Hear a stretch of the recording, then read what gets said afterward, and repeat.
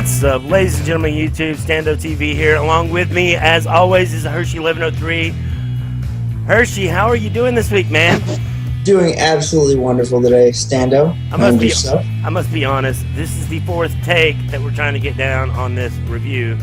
I've totally screwed something up each time. We'll just play it off like we're trying to do what the movie did. Okay, yeah, okay, we can go with that. Yeah, this week we're doing Hot Rod. Of course, next week there will not be a Film Gurus because it's Easter, and I want to be doing some family stuff, so we're not going to film next week for Easter stuff. Right. So, anyway, I'm going to let Hershey take the lead on this synopsis, even though the last time we attempted this, we got halfway through the movie and I noticed my mic was muted. So, with that being said, Hershey, take us in. So this movie opens with, it's about Rod Kimball, played by Andy Samberg. He is an aspiring stuntman, and this movie opens with him doing a jump over a mail truck. Has this very epic intro, which he's got his friends on his left watching him, a bunch of onlookers on the right-hand side of the street watching to see what happens. And, of course, this whole scene ends in failure, as it is supposed to. It kind of sets the whole tone for the entire movie, just this set of intense stunts that end in failure. Any thoughts on that, Stando? Yeah, it's totally this 20-year-old guy stuck in a 10-year-old mentality. Right. I gotta go to. Continue. This is 20-year-old guy stuck in this 10-year-old mentality where he wants to aspire to be something greater than what he is. In our case, it's this Evel Knievel type of character. No different than, a 10-year-old wanting to imitate any hero that is far out there. But other than that, yeah, it's a great setup for the rest of the film. Right after this point, it has them doing kind of a little montage with him. A lot of mini montages in this movie, actually. It shows him showing a flyer for his jump that he's doing over the pool. Shows him kind of doing some very menial stunts, and then it kind of transfers us over to the next part of the scene, which he's still him driving home, and he's coming through the door, and he's getting his gear on to get ready for what ends up being a fight with a little mini fight with his stepfather. His brother is walking with him down the stairs, his stepbrother, and saying, "You don't have to do this. You don't need to do this." And of course, Rod says, "You don't get it. He's your father. He already loves you, but he's my stepfather. I have to earn his love." Again, I'm going to interject right here. This is another basic concept. For example, the aspirations on the hero, and then here we see the father figure son rivalry. It's very, very basic at its core, but it's blown way out of proportion, which is good for a comedy. I mean, you want that in a comedy, and it's very well done. It's very good setup and good chemistry here. Very good chemistry between the two characters. I love Ian McShane. I think he's a great actor, and he plays his character great, just like he does every single role that I've seen him in. Pretty much the same character in all of his comedy roles. And just really good chemistry between the two of them. I believe the next scene after this is the setup with the romance in this movie, actually, the romantic interest. which is Denise, played by Isla Fisher. I believe that's how her name is pronounced. Again, very, very good. It does do a good job at setting up the romantic influences. It's very the quintessential setup for a romantic rendezvous, all that kind of thing, you know. Yeah, very And cliche. It reminds me of the original Spider-Man film with Tobey Maguire and Kirsten Dunst. It's kind of the Peter Parker, Mary Jane, girl next door type thing that they're setting up here. I think it's very, very well done. Yeah, very cliche. There's no denying they want you to know which direction this relationship's going, that it's going to end up going into something. Again, very well done. yeah, I liked it. And I do like the back and forth between them. It, like you say, for most of him and the gang and her, it is a little awkward, but I still think it's well done. The next transfer is they have a scene with him upstairs, and he's looking at pictures of his father, who is a stuntman, and this kind of sets up the whole idea of his father. The reason he wants to be a stuntman is because his father was a stuntman. He was kind of the right hand man to Evel Knievel. He did all the test stunt work for Evel Knievel to test all of Evel Knievel's stunts. Yeah, and the setup we get here is actually a classic stuntman portrayal. The mustache is important, so you know that's why the fake mustache, and of course the Kimball character blames this on a hormone imbalance. That's why he can't grow an actual mustache. But yeah, the stars going up the arm, you know, the stuntman jumpsuit with the cape and all this. Yeah, it's totally cliche, or stereotypical of Jumpmen in general, which I think is rather clever. You know, it's a portrayal kind of like this Burt Reynolds in a jumpsuit type of guy. Yeah, it definitely has that Burt Reynolds jumpsuit feel. Cannonball. Yeah, exactly. Let's see. Directly after this, I believe it goes into actually the first. Well, I guess it's the second stunt, which is the one that was kind of foreshadowed already with some of the pictures of the flyers and all that. They're doing the stunt at the pool, and I like this scene too. Again, very well set up. You know, you have this epic expectation of what's going to happen. You know, expecting it to end in complete and utter failure, being completely like probably a lot of pain and hurt on Andy Samberg, or Rod Kimball's side. But I think it does. They do what they're intended. The very good laughs in this part of the movie, and it actually kind of. I just thought about this. It kind of gives you like the perfect palate cleanser for the next scene, which gives a very good.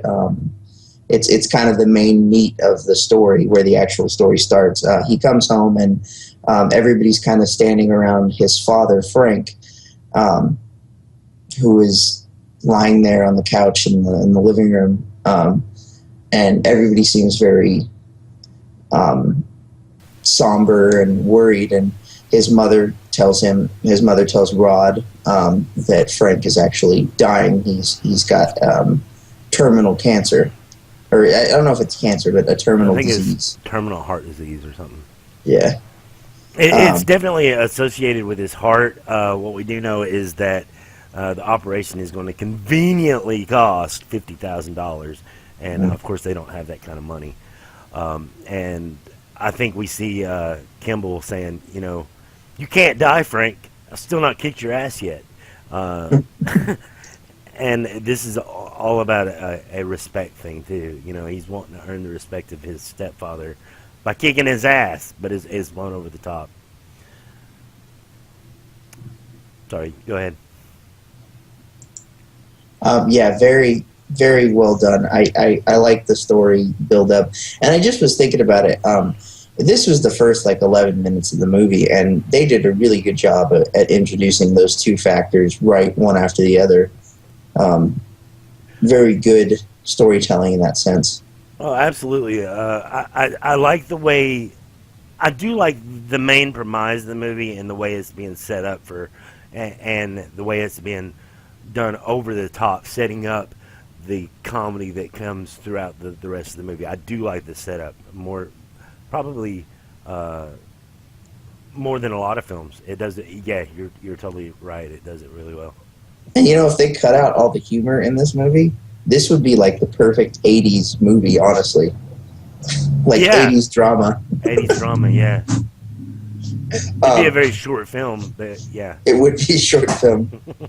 So directly after this, the next scene, probably one of my favorite scenes in the entire movie, is he's very upset about what's going on, and he needs to go to his quiet place or his happy place. So the next scene is him going into the woods and having this random flash dance kind of thing happen where he's just dancing in the woods for absolutely no reason. Very hilarious. It's totally 80s flash dance Yeah. to an 80s type song. You know, it's kind of like that "I Want to Be a Hero" thing with Kevin Bacon and Footloose. Right. Totally random and unnecessary, but again, it's parodying that, it's satiring that, and it does it well. It does it very well.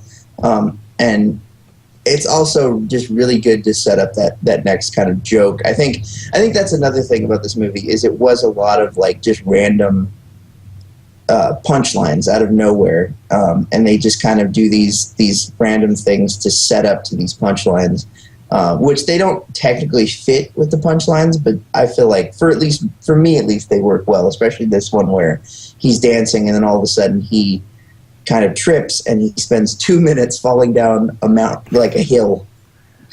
Uh, yeah, it's really drawn out, him falling down the hill and hitting everything on the way down. But yeah, go ahead. Yeah, that was probably one of my favorite like punchlines in the movie, comedy parts in the movie. And then right after this, the next scene is they're actually sitting. Him and his crew are sitting and talking about trying to raise the money to for the procedure. To not actually raising the money for the procedure, but raising $5,000 for a stunt to raise the money for the procedure. He's going to jump one more bus than Evel Knievel has ever jumped. Yeah, a total of 15 buses. Yes. And they need $5,000 to set this jump up. So again, very basic. You've got a large goal, and you've got to perform a lot of the similar, smaller tasks to reach the large task for you to finish your goal. So basically what they're doing is saying, we've got to do a lot of these little bitty stunts to raise enough money to do this great, big, over-the-top stunt. And so we can raise money to, totally simple, again, but blown way out of proportion.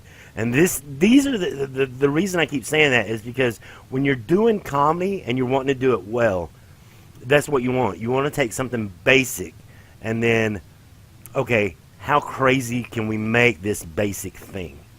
So they definitely do that. So right after this, they have a scene with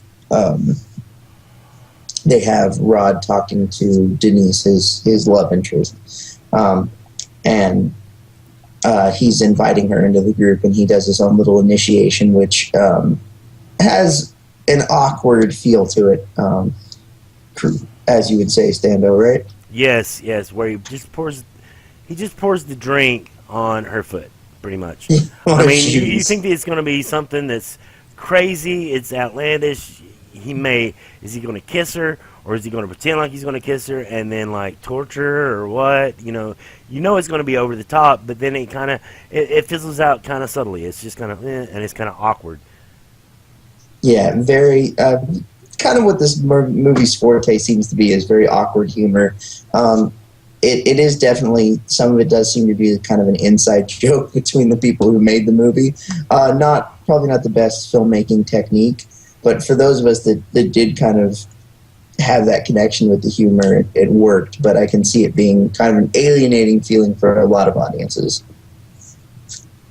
Right. If you're in the audience, for me, a lot of the stuff I didn't get it. We were talking about that in one of our previous takes, where I felt like when Will Ferrell does this sort of thing, this very exact type thing, and one of the big examples we were using was Talladega Nights, the Ballad of Ricky Bobby, where they're sitting at the dinner table and they're thinking they're getting ready to do the prayer, and he starts off the prayer saying, "Oh, little baby Jesus," and everybody's like, "Well, he was a grown man." And then here's the comedy. You know what? I'm the one doing the prayer, because he's the head of the household. That's what, Right. And when I do the prayer, I want to do it to the little baby Jesus. When you do the prayer, you can do it to whatever Jesus you want to. Old man Jesus, crucified Jesus, bearded Jesus, whatever. And I think Will Ferrell does that really, really well. And I'm not saying Andy Samberg can't do that. I just don't think he's there yet. And I think a lot of the way this was written, with the awkward, on the awkward side of things, instead of concentrating on the scene and what's going on in the moment, it seems like they were trying to reach outside of the scene at times, and I felt like I was watching an inside joke. Yeah, it definitely. I do definitely believe his delivery wasn't as good as it could be, and I think that maybe this was a bit of a big task to ask of him as an actor so early into his career. So I think definitely it did miss its intended mark a little bit. Still a good movie, but I do think that some scenes can be a little not quite there with the delivery of the lines. Okay.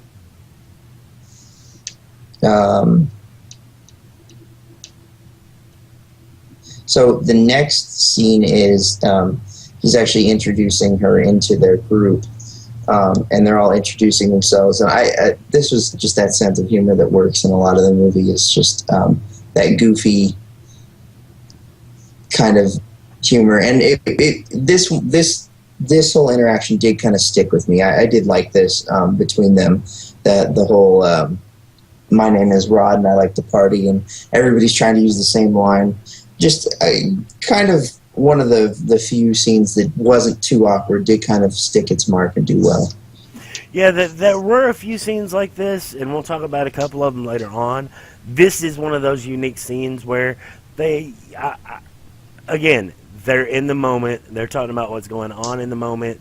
That's okay. I get what's going on. And they're not trying to reach out and just have this WTF moment, which we'll talk about some of those scenes later on, too. This scene does fit, and I felt it was well delivered. Absolutely. Yeah, very well done. Right after this, they start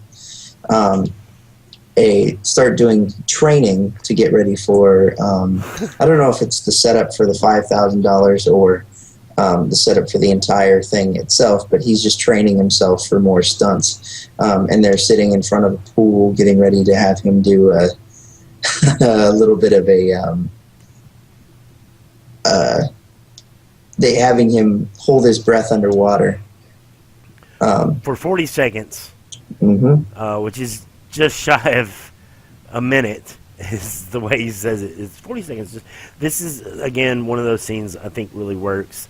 For example, when they're ringing the bell, and then everybody around is trying to match the pitch of the bell, and the bell is like the fail-safe in case something goes wrong. Mm-hmm. And then, of course, they hold him under for the 40 seconds, but he essentially drowns, and they have to pull him out. Okay, get him out. And he's not breathing. They have to, Denise has to give him mouth to mouth, and he wakes up. Of course, the water goes all over, the puke water goes all over. And what just happened, that what just happened moment. Dude, you drowned, and Denise had to give you mouth to mouth. Did it look like I was making out with her? Yeah, kind of. That fit. That works. It's great. This is good comedy. I like this. Yeah. Very well done scene. Let's see. The next scene, so the next part, he's doing more stuff, doing a luge. I believe this is probably one of your favorite scenes here coming up. Yes. He's doing a luge, and just before he does this whiskey joke, just this quintessential who has the right pronunciation kind of Now, one humor. of the awkward moments that I wasn't getting is like he's again with these scenes, you get something that's totally awkward, and you're like, I don't get it. But then it goes into something that's completely funny that you get. And Right. so, like, he's getting ready to go down, and he's strapping in. This is another thing I didn't get. So, like, before, when he was trying to jump the caravan, he was calling on, like, the what was it? The spirit of an eagle. The forest spirits. And this one was, like, the forest spirit of the fox or something like that. And I was like, I don't get it. Well, I mean, they did the same thing with the. I think that was just a. It seems like it was a joke to kind of a connection to some '80s movies like Karate Kid and things like that, and just going over the top with it, kind of Perhaps. ridiculous. Yeah. And I liked it. I thought it was just stupid. I love the stupid humor in this movie, for me at least. But I can see where some people would kind of be off put with it. But right at this scene, he's doing a luge down the hill with his safety word being whiskey. So you see him immediately start, and pretty much as soon as he starts going down the hill on this luge, he starts screaming whiskey. Back up. The whiskey conversation, because he's saying it with Oh, right, trying to pronounce whiskey. the H with everything that has a W. This is another one of those things where I'm just kind of like, meh, okay. Yeah, What? I can see that one. This don't make any. But go ahead. Yeah, I can see that. It's pretty much just him being ridiculous and saying the word whiskey, and his stepbrother being like, "You're saying it weird." Saying what weird? Yeah. It's totally. I felt like this was kind of like, okay, this joke, you probably could have spared that one. Right. So they push him down the hill, and pretty much immediately he starts screaming whiskey. Whiskey. And of course, he's going down a luge. I don't know what he expected them to do to help him. Well, it's kind of like the pool thing with the bell, and he's yanking Right. on the bell so hard, but the bell's not ringing because it's not a structurally sound bell. So Right. there's not much they could do until. And I think that is funny. Like, he's got these fail safes in place, but the fail safes aren't really well thought out. Yeah, they're not very well done. And it actually it kind of points back to a point that we stated in one of the previous takes that we did. He's a 20-year-old in like doing like a 12-year-old's dream, what a 12-year-old wants to do. Right. 12-year-old pretends to be Evel Knievel and does his stuff, but he's 20 doing this. So he's kind of set in the mind of a child, and this is definitely, a lot of these parts kind of show that, where they have these fail-safes set up, but they're completely ridiculous, and there's no point to them. They're just like, oh, I saw Evel Knievel do a bunch of fail-safes, so I should probably have a fail-safe too, even though they don't understand what that fail-safe is. And again, Pam Brady, when she wrote this film, this project was intended for. The reason I bring up Will Ferrell a lot is it's because it's the style of comedy that they're trying to accomplish, and this particular project was intended for Will Ferrell to do. But of course, Oh, so it was a Will Ferrell movie. it was supposed to be a Will Ferrell movie, but of course, Will Ferrell, not interested in the project or passing it up to do something else, it gets passed on to Andy Samberg, who's trying to do the same thing but not able to deliver in the same Right. the same manner. So I'd like to see Andy Samberg take on another role like this. I feel like he could do it better. But anyways, we'll get back to the scene that we were on. He's racing down the hill with his completely crap failsafe, and he just smacks headfirst into somebody's parked SUV or whatever you want to call it. Camper. There we go. Trailer camper. And another very funny scene. He's laying on the ground, and the person who owns the camera comes out and is ready to pretty much kick their butt. And the character Rico, played by Danny McBride, comes out and whoops the guy's ass with a freaking cone. I love Danny McBride here. Okay, this is what Danny McBride does and does well. I've had my green tea today, and he's just beating the crap out of the guy, and it's over the top, like beating the crap out of him, and it's like, yeah, it's totally cool here. Just a well done scene, and Danny McBride, he's good at that. I have a feeling that they were. I'm sorry, you muted for a second.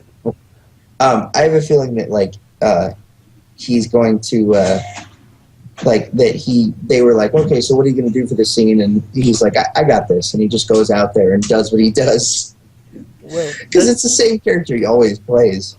And that's crucial to the casting, because you got to know when you're doing a comedy. Another thing that you want to do is a lot of improv slots, and so. Of course, these are people that have been typecast over and over and over again. So, of course, they're going to bring their typecast characters into the role that they're playing now when they do their improvs. And I think it's very well done here. Right. It is very well done. So the scene after this, this is kind of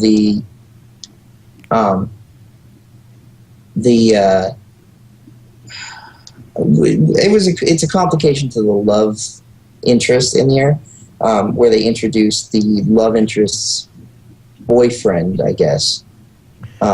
Yeah, I get what they were trying to do here, and I think they made a good casting with Bill Hader playing Dave McClellan, but I'm not blaming it all on Bill Hader. You mean Will Arnett? Was it Will Arnett? Jonathan's the boyfriend. Right. I'm sorry. Right. John's the boyfriend. So yeah, Will Arnett. Even with Will Arnett, I'm not saying this actor was a bad actor for this part, but the part was not well written. The part was kind of. I think I blame that to the short movie. I feel like most of that was done because of the short movie. Because I know Will Arnett has done characters like this before, and he plays them perfectly. He's great at this character. Like you said, it's not really the actor's fault. I think it was just poor time management in the movie itself. I feel like they could have devoted a little bit more time to the character. But then again, it is a movie. It is a comedy, and they were kind of doing more of the comedy stuff. Right, and I get that, but they could have done the same setup. I just felt like the comedy that surrounds this particular character, trying to make him out to be the sleazeball, they could have done a different approach, and I just don't think his character, even though I want it to be funny and I want it to be him do the sleazeball thing, I don't think it's well written here. Matter of fact, this is probably one of the characters where I would like to see the character casted as an outsider. Like, you know how you have like everybody on the inside seems kind of weird or out of place, where this is somebody outside looking in and doing judgment. Right. And I think they should have.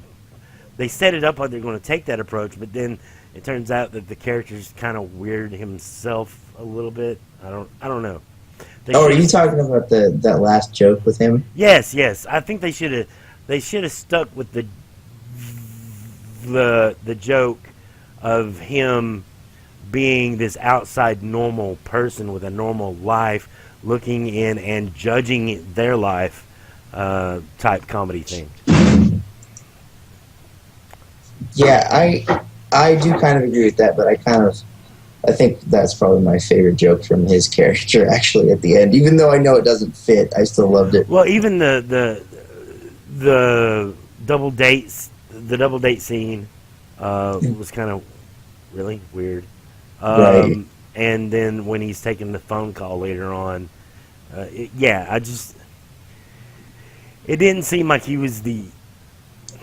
I don't know what to say. You know what I mean? It's just like Let's see. it was half foot in, half foot out.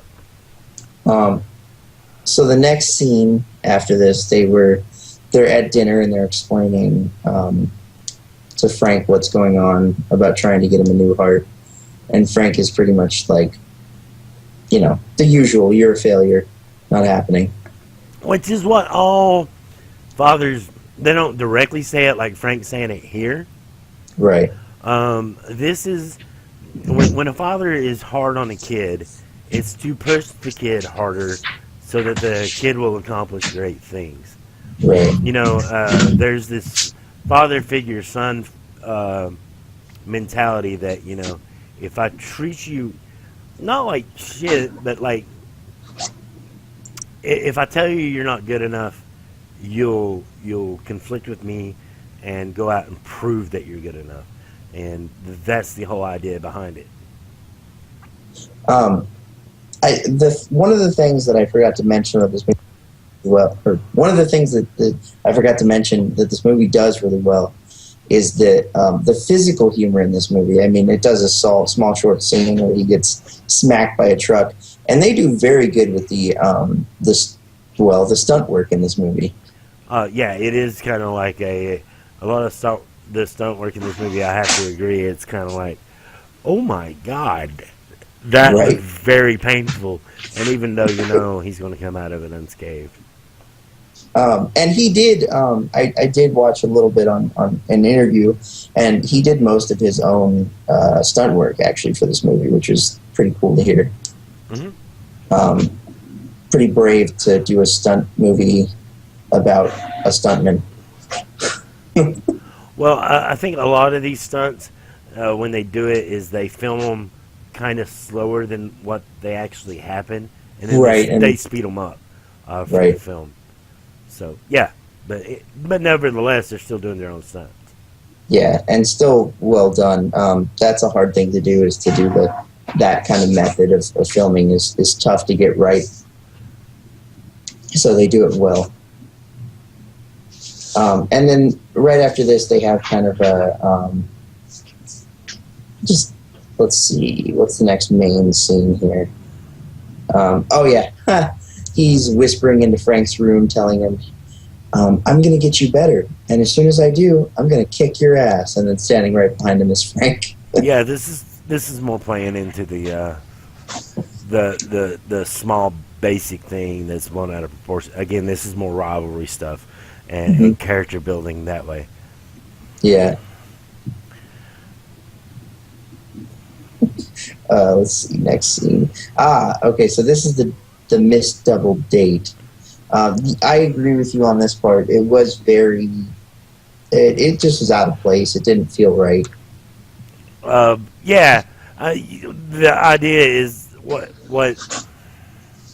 Kimball's character is trying to do is make Denise's character Kimball's trying to make Denise jealous. And it kind of backfires in his face when his date stands him up. And, of course, this guy's making fun of him. And I think the way he's making fun of him, it didn't land the punch that I wanted it to. Again, you could have done the same scene. And what's another good example of this? Have you ever seen, what's the film, She's Out of My League? Oh, yeah, okay. Yeah, it does. Where the guy is a jerk, but he's a normal jerk looking in on their little group like they are second. That was well done, and I was hoping that's what they were going to try to do here. And the initial setup was like it was going to be that way, but then it didn't stick. Like you know what I mean? Like hmm Definitely. It could have been done. The scene could have been a lot better. Um, they did try to make him seem very normal with the whole like, oh, that's a like the normal douchebag is, oh, that's a friend from college, and but it just didn't work. right. I That think instead of doing the normal thing with a normal character in an insane world, which is fine, having a normal outsider in an insane world, it totally works. We saw like the movie I mentioned before; it worked well. Here, they're just trying to they introduce it like that, but then they take the stereotype and then overblow that, and I think that's a misfire. right. And actually, there's a piece that you would completely miss in this otherwise. That's kind of stuffed in here. The introduction of um, who his father was to her character Denise. That would have been completely missed. That was kind of a quintessential part, but they could have introduced that in another part. It felt like that was the whole point to this scene, and it was misplaced. Again, I agree. Yeah, this is like I said. This I believe this scene was or this concept um, should have been handled the other way, and right here it misfires when they fall into taking the normal character and then stereotyping him later on. But all right, moving on. Um, let's see the next scene. Is this another? This is another. I believe this is a montage, right?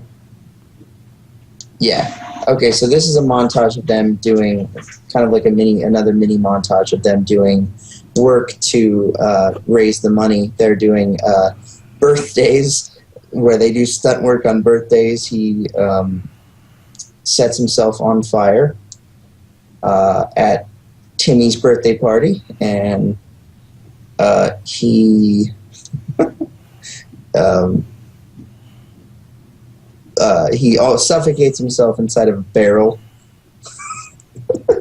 right after he finds the key for the barrel.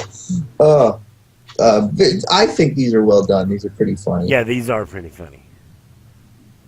And he smacks himself with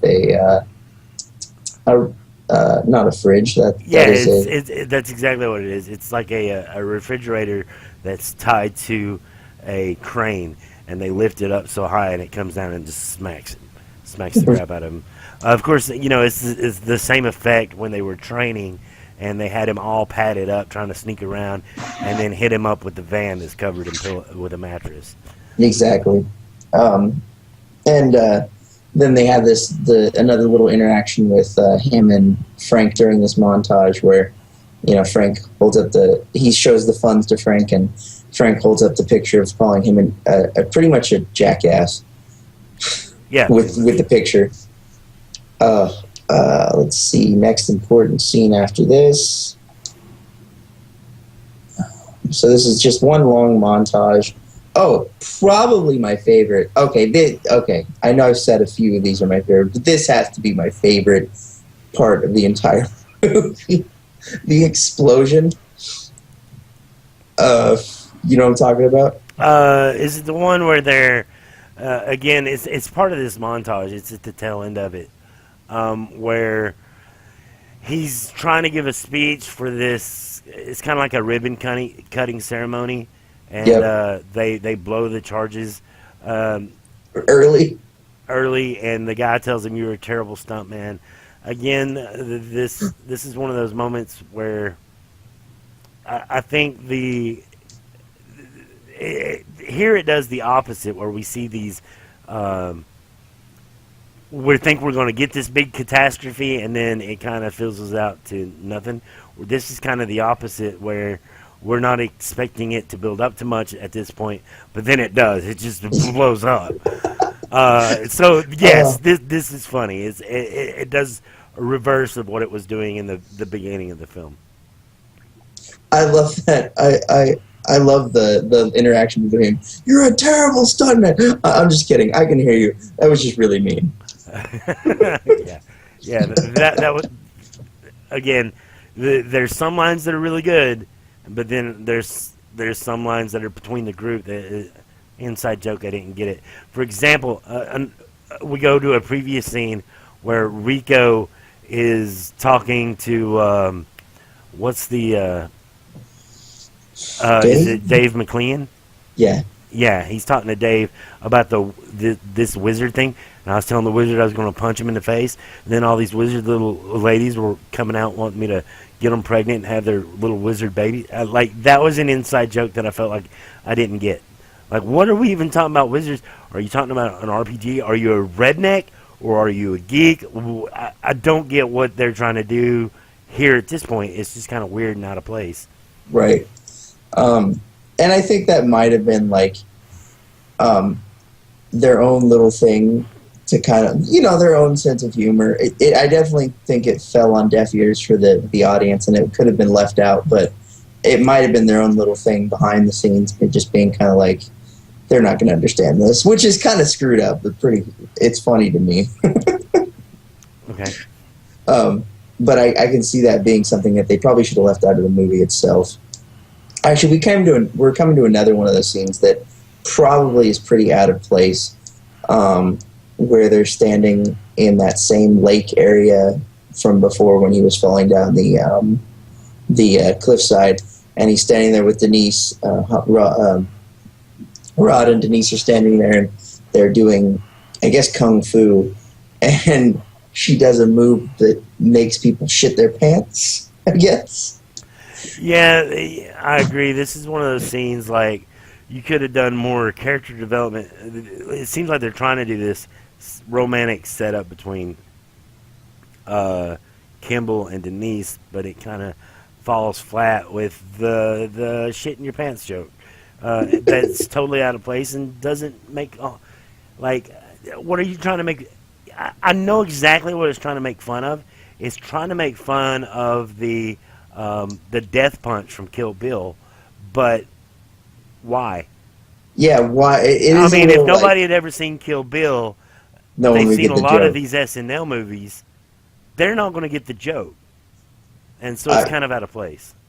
I think a lot of this is kind of like, these are like kind of odes to previous movies, but they're way too specific. They're not odes to just like certain like genres or even just certain like movies. They're odes to certain scenes of certain parts of certain movies, and for some of it I love it, and it does hit me, but it only hits me. I know for a fact that there's a lot of people who watch this movie who were just like, what is this? What am I watching right now? Right. Like, now, if she was wearing a yellow jumpsuit while we were doing this, and they had probably one more element from the film Kill Bill that satires the film in its entirety, it probably would have worked. But this is like the final kill scene specifically of Kill Bill Volume 2, and a lot of people aren't...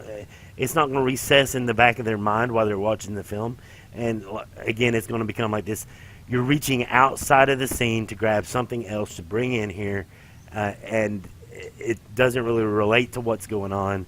And I didn't get it. At first, I didn't get... I mean, I got what they were trying to do, but overall, I didn't see why it was here. Right. Now we come to another scene where he's setting up a... he was supposed to be setting up a film. His little brother, Kevin, was supposed to be setting up a film for like it was a montage film, pretty much, of his different stunt work. Another joke that, I don't know, I actually think that this one kind of hit pretty well. The dog porn joke. Oh, yeah. That one was pretty funny. Yeah, it was kind of toilet humor, which we expect in an SL film. It could whether it was there or not, I would have been okay. Yeah, I thought that was there.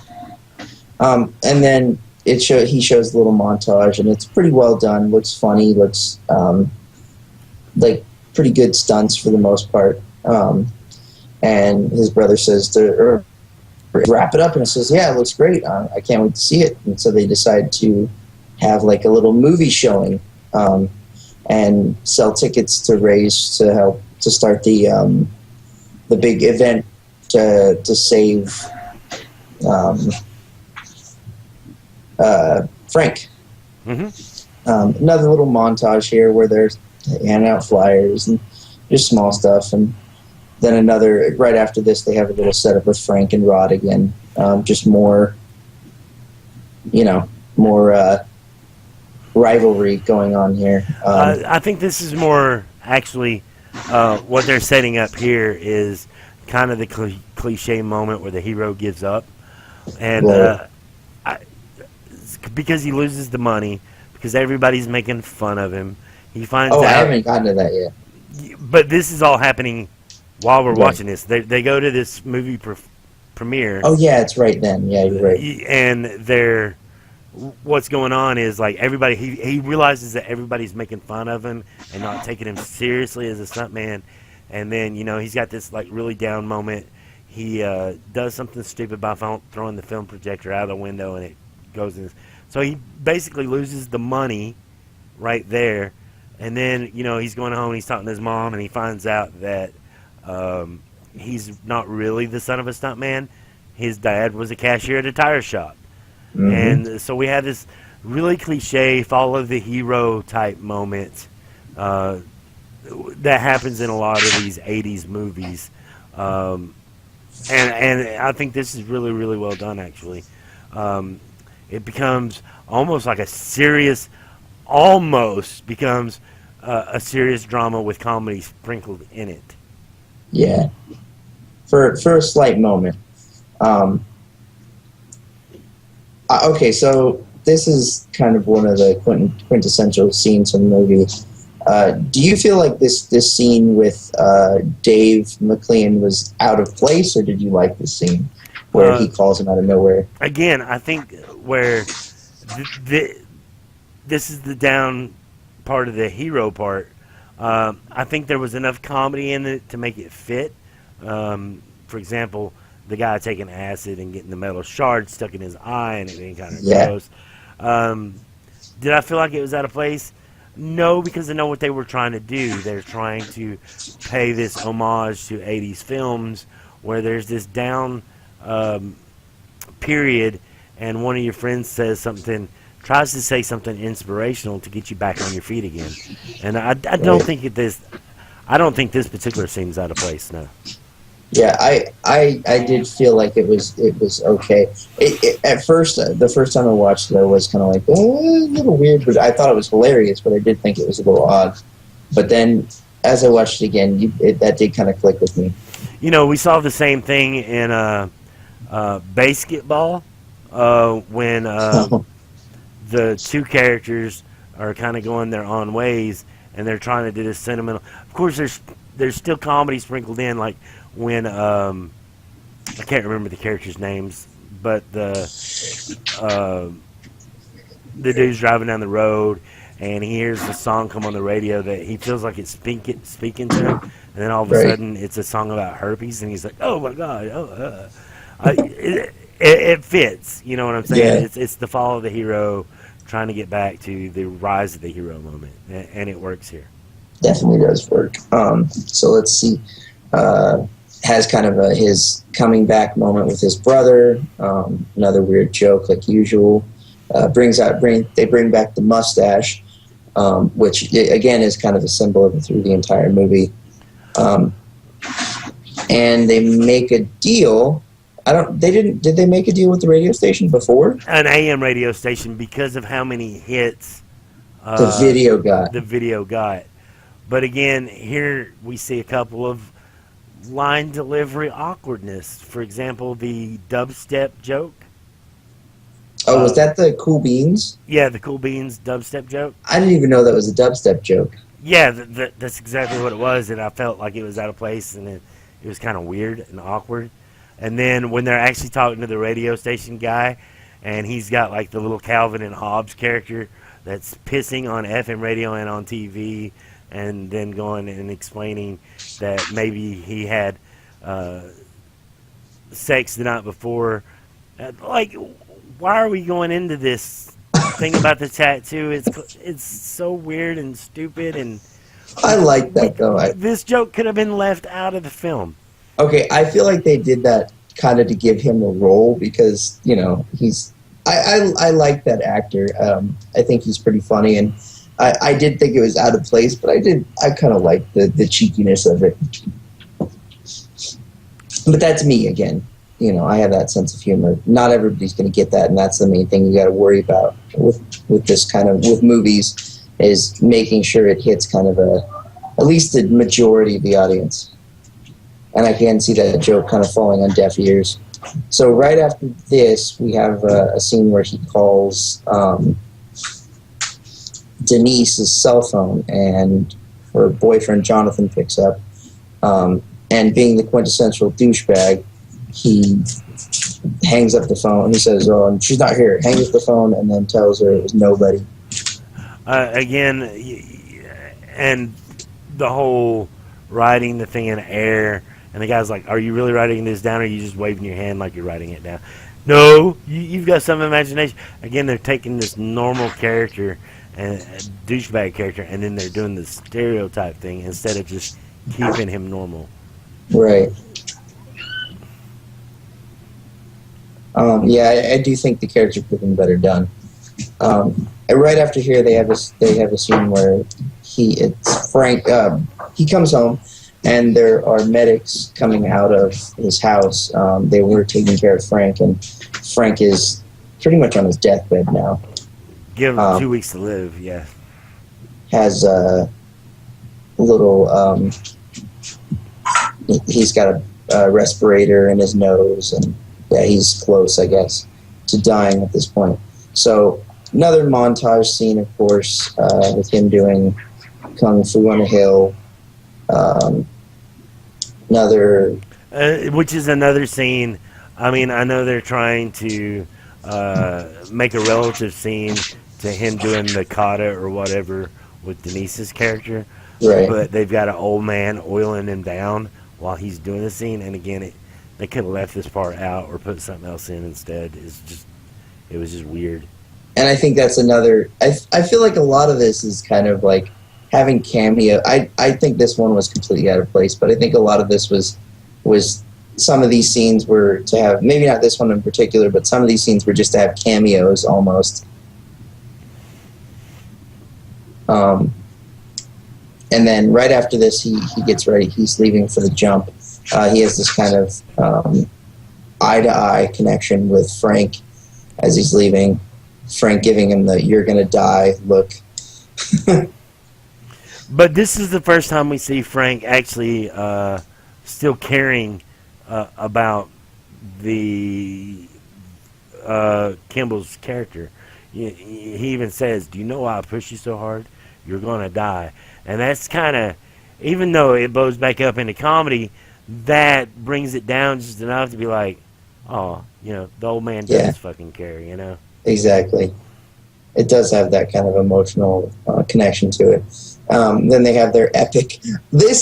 I know this one was out of place, but I love this. Where they're walking up and they have this like big old scene going on, and it seems like they're gonna have this big parade, and out of nowhere a riot starts. And we have that what the hell moment, and then the guy's holding like the TV. I know some people just break down and like, what happened? What? I don't know, man. I feel like I mean, it was funny and well delivered, but again, I'm like, what the hell does this have to do with the rest of the film? The rest of the movie. This I'm actually mixed about because it kind of works. And then it kind of doesn't work because you're like, why?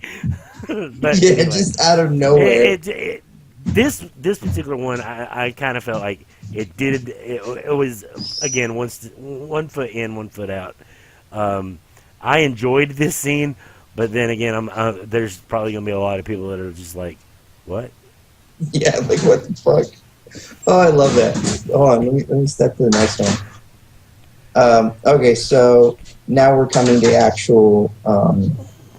They're on their way to the actual stunt.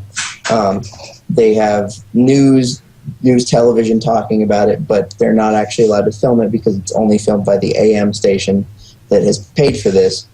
So they're setting up radios. You see Frank and Rod's mother setting up a radio to listen to it. By the way, another subtle joke there, having them talk over the radio about a stunt. Pretty hilarious, in my opinion.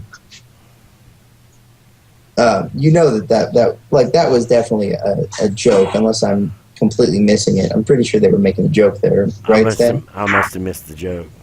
The fact that they're having the AM radio station host a stunt that like is like a physical thing, like him talking about it over the radio. There's no actual like physical, like you're not getting to watch the actual stunt because. Go ahead. Oh, yeah, I get what you're saying. You're doing what they're trying to set up is this telethon moment, but it's not televised. It's being talked about and announced over the radio. Yeah, exactly. It's kind of weird and probably out of place. But I get the joke, but at the same time, they could have made it probably on like one of these like B-rated cable television networks or something. That's not up with the big dogs, you know what I'm saying? And still got the same effect. Yeah. Maybe one of the local networks or something that picked it up. Right. Anyway. And then you have this moment where, right after, where Denise is with her douchebag boyfriend, and she hears on the radio that they're having he's going in to grab a vitamin water, and she hears on the radio that they're having the telethon thing, and she finds out that he had like lied about the phone call or whatever, and she's like, you know what, goodbye, and she runs off, and they have this dumb babe moment, babe, just really stupid joke. I liked it, but it didn't fit. It didn't fit. Agreed. Yeah, like the whole character just wasn't good enough, as we had stated before. So they're finally coming up to the actual jump, almost there to the jump. 80s band playing in the background. Speaking of which, I love the setup for this. I mean, it's over the top. They got everybody coming in and all this other stuff. Totally 80s fanfare right here. And I think this goes back to the beginning of the film, where it's doing the big setup and doing it over the top. I love how this is shaping up right here. By the way, it's gaining my attention back. I don't know if I'm correct about this, but the lead singer of this 80s band, that looks like the lead singer of Queens of the Stone Age. Am I off about that? You know what? I don't follow Queens of the Stone Age very much, so you could be right. Could be totally right. That would be funny. Seems like something they do in an SNL style movie. Well, you know what I was getting is that it was totally an actual legit band that's doing a parody 80s song here. Right. It could have been like Bowling for Soup or somebody. I don't know. Yeah. You get that feel that it's one of these bands that are mainstream that we probably all know, but because they're wearing the 80s garb, they're posing as an 80s tribute band. I really like the setup here. Yeah, I did too. And his whole scene getting ready for the jump, and everybody watching it is kind of holding on his every single word and cheering everything he says, and getting ready for the final climax where they set up for the jump. So they're setting up right now. They get right up to the buses, and you see this big climactic thing where he's looking left and right, and he sees the crowd, and he sees the buses, and he's getting ready, and he's taking in these deep breaths, and you expect this amazing thing to happen, and just before this, he has a little moment with Denise where she runs up, she talks about how she missed whatever was going on before. They have their little love fling moment, and they kiss, and they have this very awkward Yeah, the awkward Awkward kiss. kiss. But following this, I mean, I expected the awkward kiss. I felt it was well placed. But after this, another thing that I thought was well placed was after all the BS that they've been through and him going through, he's totally getting the crap beat out of him through the entire film. Now he's finally scared. He's finally nervous. Hmm. Probably with good reason, but now we're starting to see coming back into the realm of normalcy here for the character.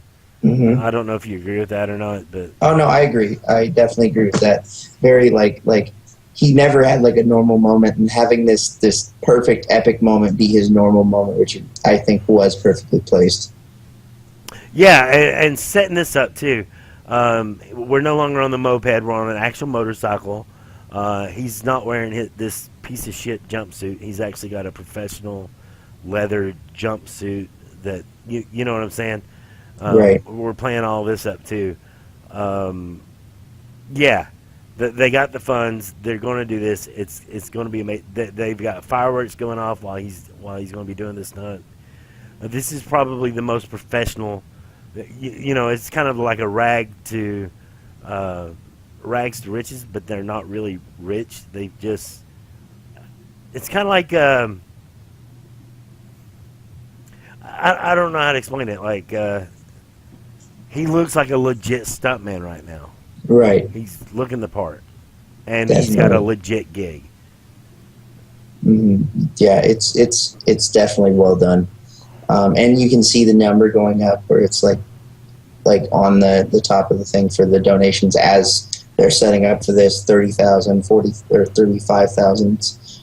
So there's definitely like you can feel the kind of tension and feel his like his fear being a legitimate thing.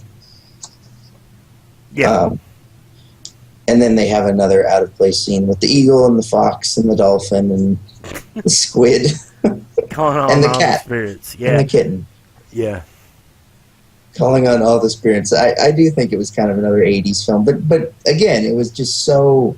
It's got to be a very specific film they're pointing at with not enough reference to it. and I think Probably that's could why I have been didn't left get out. it, and I feel left out. Yeah, Yeah. And they have the whole setup. He goes down the ramp, gets ready to go for it, hits the ramp, and has this explosion go off, and he's going perfectly, and he's making it, and he gives like a thumbs up, and then just completely fucks it up. He's like completely separate from the bike, and he's about to go down hard. and I think this is necessary. You can't have this out of nowhere character, this unknown character, outdo Evil Knievel. That would reverse everything they're trying to do in this film. Mhm. So of course he has to fail. Even Evil Knievel failed, but you can't. Still, at the same time, they don't want him to outperform a legend. So I think they can't backpedal on this premise that they set up throughout the film. It would have been totally.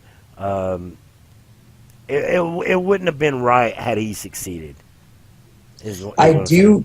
do have a complaint though. Go ahead. So they done really good about having these epic moments that end really like unepic, or these really unepic moments that just are sudden superly epic. I feel like it was too in the middle. It was too like not enough of a failure, but too much of a failure at the same time. I feel like they should have gone a little bit more one way or the other. You know what I mean? No, I feel like the film did okay. I mean, all film. I know what you're talking about. At the beginning of the film, we started looking for these these moments that we thought were going to have a great climatic impact, and then they just kind of fizzled out or ended subtly. And then later on, you expect them to continue the same subtle ending, but then they're being blown way out of proportion. And this one, even though they did the thumbs up thing in the middle, it kind of ended how we thought it would. I think everybody knew it was going Hmm, to turn out okay. this way. Right. And then they have a little moment where they're all thinking he's dying, and they have uh, a flashback to a previous joke. This probably wasn't very one of your favorite parts with the taco and the sandwich. No, the taco and the sandwich thing I was okay with because earlier he asked Denise who would win in a fight, a taco sandwich or a taco or a grilled cheese sandwich, and she laid it out for him. But that's not what he was really intending to ask. So it's kind of this moment to where they're referring back to that. As long as it pertained to the film, I was okay with Right. the comedy. I thought it was Okay. hilarious, and I like this part. Later on, though, in the same like sequence, they show Ebenezer Scrooge popping out of one of the buses. Anybody want to cook juice? That part I felt was like, eh? Why Yeah, is that this was a here? little strange. So yeah, And they so right after this scene is playing out, and he's able to get up, and he walks over. He's trying to walk over to his bike, I believe. Um, he's trying to get up. oh yeah, he's just trying to figure it out. They know that he's probably broke like 20 some odd bones in his body, but yet the crowd's cheering him back to life. There's this moment because you got to remember when he went to go down the ramp, like the donation stopped. Right. And what happened? Why is the money? Well, they probably want to know what's going to happen. And again, this is solidifying him as a legit stuntman. You know, he did do the insane. He did do the impossible. Now he's got to get up and walk away from it, even though he failed. And the crowd applauses him once they know he's okay, because they now they're even though he failed, like he failed a million times before, but he failed in such a stupid manner that nobody took him seriously. This time he failed on such epic proportions, and everybody was actually concerned about his safety and seeing him get up and walk up from it, and everybody starts cheering him on, and they're starting to actually respect him as what he's aspiring to do. Right. And I loved it. I think it was the perfect ending for the entire movie overall. Yeah, the ending is kind of in strong. After this, we find out that they got enough money. They raised the $50,000. He goes home, or it goes sometime into the future. 6 months. Yeah, and this is after Frank's had his operation. He's got a much younger heart, but he's actually, we see Kimball starting to grow in somewhat of his little bitty mustache, and he's a lot tougher, and he actually kicks the crap out of Frank, getting the respect. So, yeah, I think the movie ended pretty well. Yeah, it was well done. I think it wrapped up the entire setup that I loved. The actual part I loved about the film. So, what are your final thoughts on the film, Hershey? I overall I liked it. There were some things that I think a lot of people wouldn't understand or wouldn't get. Too many references that were just way too specific and kind of would alienate the audience a lot. But overall, I think most of the jokes kind of hit where they should have. Most of the humor was well done, and it was just a pretty good movie overall. For me, this is not one of those films I would have drove out to the theater to see. This is totally a rental for me. And I did feel there was, we'll say like there's 30% that resonated with me, but there was 70%, like I said, I felt like I was watching an inside joke, and I wasn't invited to the party. And Right. so I feel like I've missed out on something while watching it. Whereas, maybe if Will Ferrell had done the film, because it was originally designed for him, I might not have felt that way because the line delivery might have been a little bit better, or Will Ferrell might have left something out and improv something else in that was relatable to the film. But I felt like there was too much of this outside reaching for stuff that just didn't fit. But overall, it's an okay movie. It's average for a comedy. It didn't blow my socks off. Yeah, I can see where you go with that one. So yeah, I'd say for me, I would give it probably 3 broken bones out of 5. Yes, I would totally give it 3 supercharged mopeds out of 3. All right, I like it. Again, we're not going to be doing Film Gurus next week. We're not going to be doing filming, so there won't be an episode next week. But we will get back on track the week after Easter. We're going to be watching K-Pax, and it gives us 2 weeks to watch K-Pax. I've seen before. This time Hershey hasn't. I picked this film. Yes. It's a sci-fi drama starring Kevin Spacey and Jeff Bridges, 2 outstanding actors, and we're going to discuss the film, whether we like it or not. Until next time, guys, thank you for watching. As always, have a good one. Don't forget to rate, comment, and subscribe on this video. And also check out other Intrepid Gurus content over at intrepidgurus.com. There you'll find a list of Twitch streamers, because that's our primary focus is video games. But you will also find reviews, some of their highlights, more episodes like this, podcasts, just a whole bunch of content. Go over there and register today for a newsletter, and let us know what you think in the comments below. Again, that's intrepidgurus.com. Thanks for watching, guys. Have a good one.